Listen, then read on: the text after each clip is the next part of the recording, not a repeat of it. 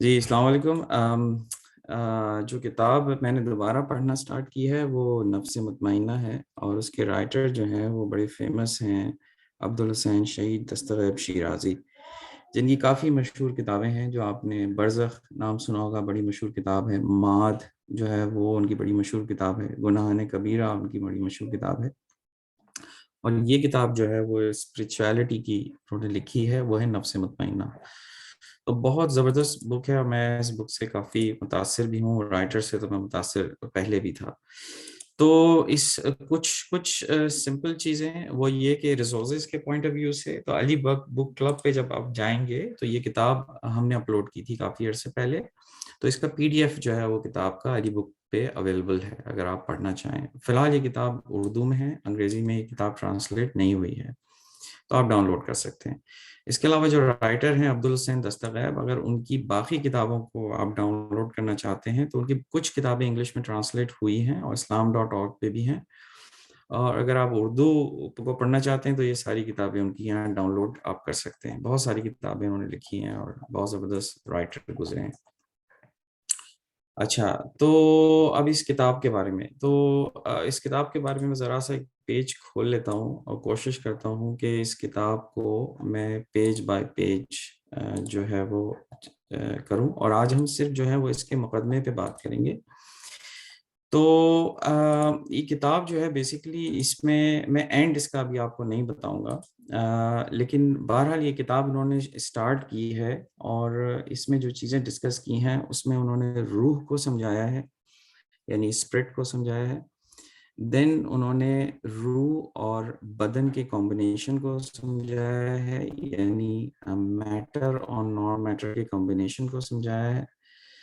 دین ان ساری چیزوں کو سپورٹ کرنے کے لیے انہوں نے قرآن کی آیتیں لکھی ہیں، اور اس کے بعد انہوں نے نفس پہ گفتگو کی ہے، ٹھیک۔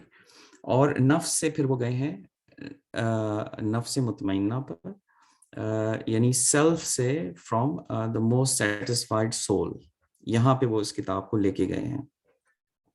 اور ان دی اینڈ انہوں نے قرآن کی آیتوں سے اور وہ خاص طور پہ سورہ حشر کی جو آخری آیت ہے، یا ایھا النفس المطمئنہ، وہاں پہ لے کے گئے ہیں، اور انہوں نے کہا ہے کہ یہ جو قرآن کی آیت ہے اس کے مصداق جو ہیں وہ امام حسین علیہ السلام ہیں۔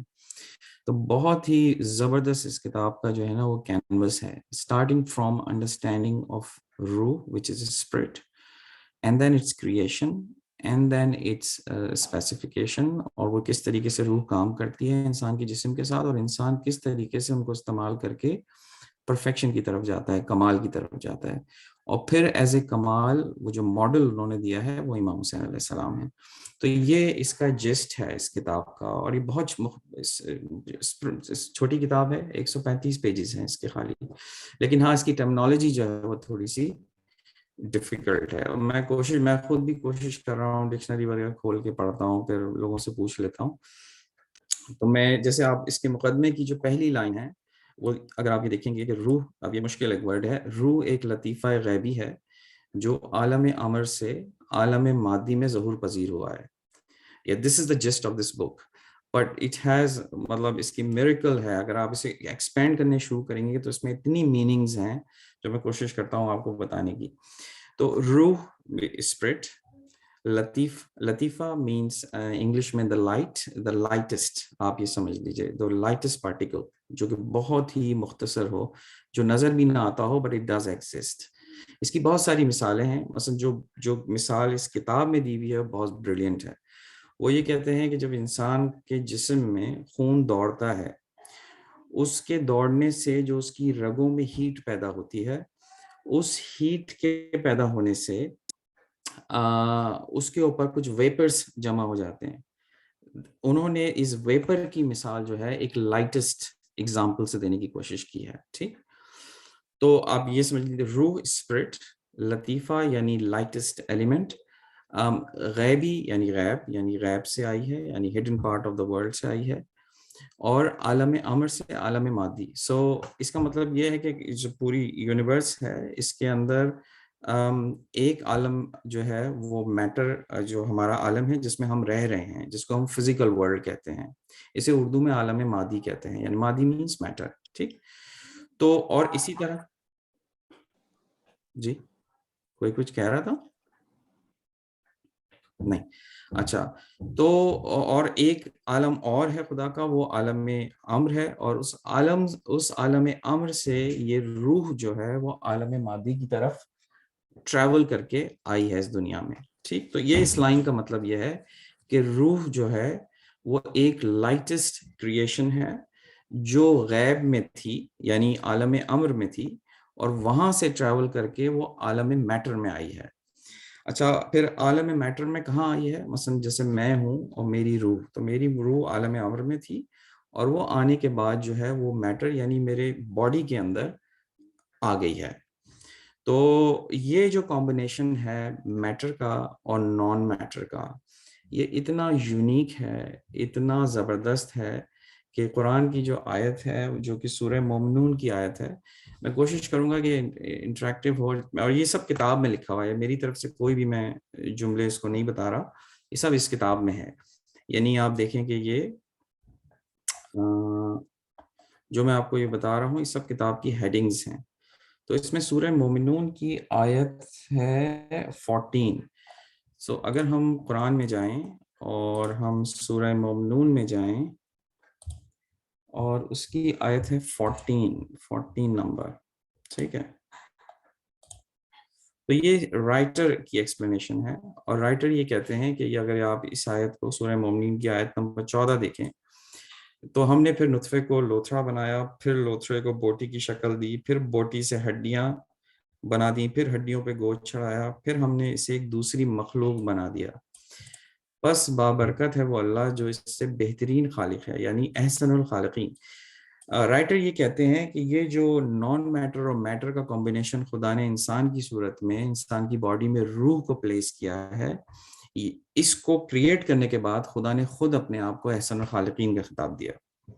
یعنی اب تک سائنس تو بالکل اس کے بارے میں، کیونکہ ماڈرن سائنس جو ہے وہ اس وقت میٹر میں پھنس گئی ہے اور نان میٹر کی طرف جو ہے وہ اتنی توجہ نہیں دیتے. تو جو خدا نے اس کمبینیشن کو بنانے کے بعد اپنے آپ کو احسن الخالقین کہا ہے. تو یہ تو ایک بات ہے جو انہوں نے قرآن سے اس کو ریلیٹ کیا ہے رائٹر نے. اچھا، دوسری جو وہ روح کے بارے میں جو میں سمجھا ہوں اب تک، وہ اگر ہم رائٹر کا ریفرنس جو ہے وہ سورہ بنی اسرائیل ہے، اور اگر ہم سورہ بنی اسرائیل میں جائیں، یعنی جسے سورہ اسراء بھی کہتے ہیں، اور اس کی اگر ہم آیت نمبر 85 نکالیں،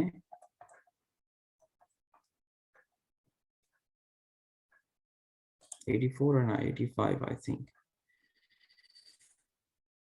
تو اگر ہم روح کے بارے میں جاننا شروع کریں کہ تو آخر یہ روح ہے کیا. ہم باڈی کو تو سمجھتے ہیں، اگر آپ نے مصطفیٰ بھائی کی پریزنٹیشن دیکھی ہو تو وہ ان کی 3-4 پریزنٹیشن باڈی کے بارے میں ہی ہیں، جو کہ امام جعفر صادق علیہ السلام نے مفصل کو بتائیں کہ باڈی کیسے کام کرتی ہے، برین کیسے کام کرتا ہے، ہارٹ کیسے کام کرتا ہے.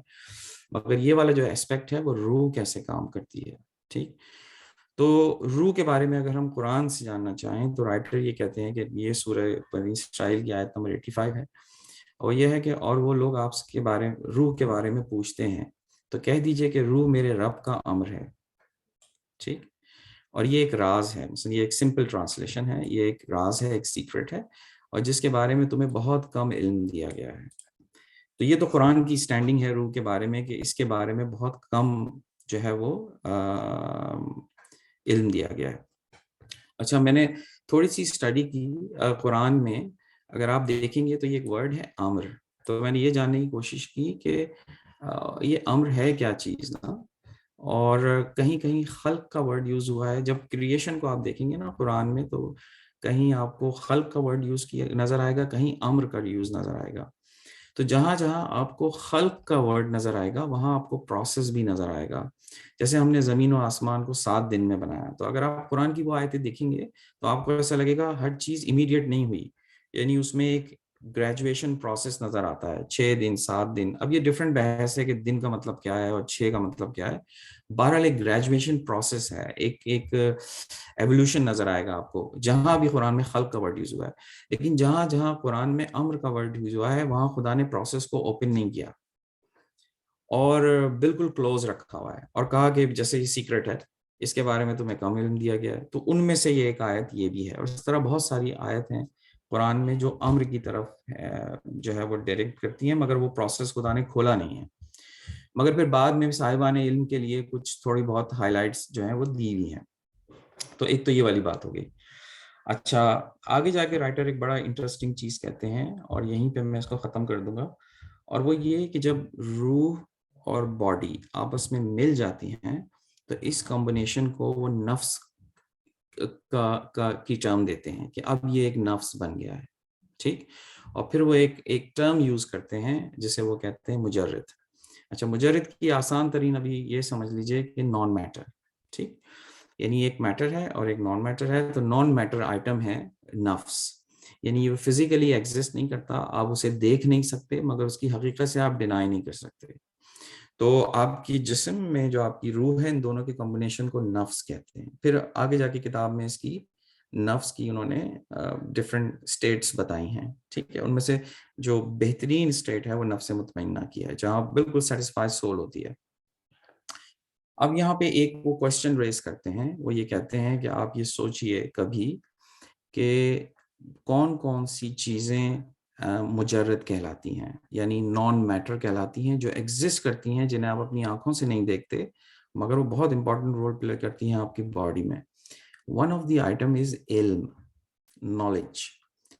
اگر آپ نے سوچا ہے کہ یہ نالج آپ کی باڈی میں کہاں سیو ہوتی ہے، مثلا آج ہم اس سیشن میں ہیں تو بہتر، ہم جب اس سیشن میں نہیں تھے تو ہمیں بہت ساری چیزیں نہیں پتا تھیں، ہم اس سیشن میں آ گئے، اب ہمیں بہت ساری چیزیں پتا ہیں. تو یہ جو انکریمنٹ ہے میری نالج کا، اور بہت ساری چیزیں میں بھول بھی گیا، یہ کہاں پریزرو ہو رہی ہیں میری باڈی میں؟ میرے برین میں ہو رہی ہیں یا میرے نفس میں ہو رہی ہیں؟ تو یہ رائٹر یہ آنسر دیتے ہیں کہ مجرد چیزوں کو سیو کرتی ہیں، اور مجرد چیزوں کو جگہ دیتی ہیں. تو یہ چیزیں آپ کے دماغ میں سیو نہیں ہو رہی، یہ چیزیں آپ کے نفس میں سیو ہو رہی ہیں. اور نفس جو ہے پھر آگے جا کے وہ بتائیں گے کہ نفس کبھی مرتا نہیں، اور یہ وہ.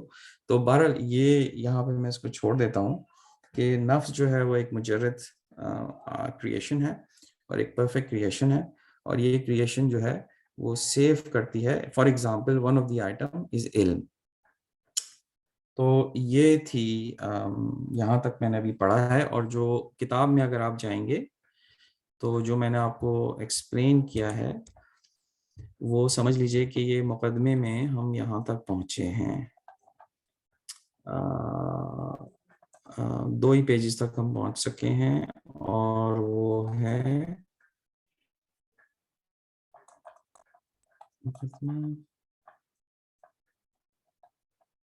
کچھ آیتیں میں نے چھوڑی کیونکہ وہ پھر کسی یہاں تک ہم پہنچے. سورہ مومنون کی آیت نمبر 14 تک ہم پہنچے ہیں، اس میں وہ باقاعدہ وہ لکھ رہے ہیں کہ خیر یہ میں نے ایکسپلین کر دیا. تو ہم یہاں تک ہم نے پڑھی ہے کتاب. تو یہ تھا جناب، شکریہ بہت بہت.